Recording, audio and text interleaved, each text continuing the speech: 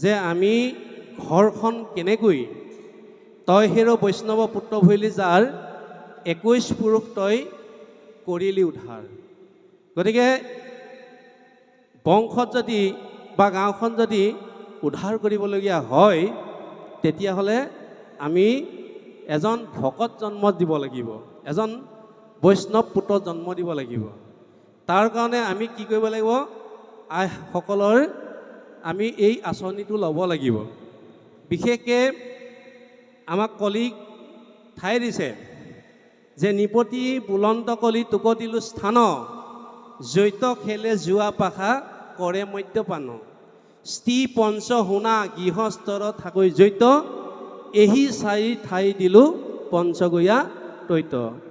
মদ ভাং খোৱা ঠাই, যোৱা পাশা খেলা ঠাই, পৰস্ত্ৰী আৰু পঞ্চশুনা পাপ।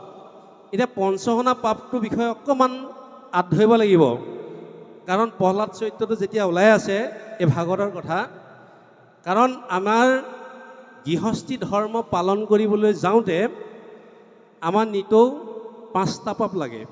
আইসকলে জানে বাৰু, ঠাই সাৰোঁতে পাপ লাগে, মছলা পিছোঁতে পাপ লাগে, ৰন্ধন কৰোঁতে পাপ লাগে, কন্দনি পেশনি চুলি কলক্ষী মাজনী, গৃহস্থৰ পঞ্চহিংসা সিজে ৰাতি দিনী, এহি দুখে গৃহবাসী স্বৰ্গ নেযায়, কৃষ্ণে অৰ্থে কৰি পুনৰ মুকুতি পায়।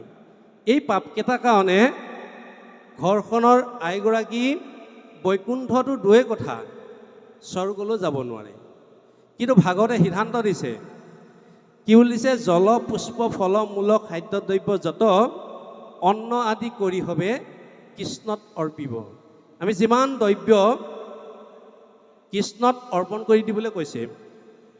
যেনেকৈ আজি উদ্যোক্তাসকলে সেৱকীসকলে যি অন্ন যি প্ৰসাদ গোটালে কাক দিলে? ভকতক দিলে। ভকতে পোনে পোনে ভগৱন্তলৈ অৰ্পণ কৰিলে। তাৰপিছতহে আমি সকলোৱে গ্ৰহণ কৰিম। গতিকে সেইকাৰণে আমি ঘৰখনৰ পৰা আমি কেনেকৈ কৰিম?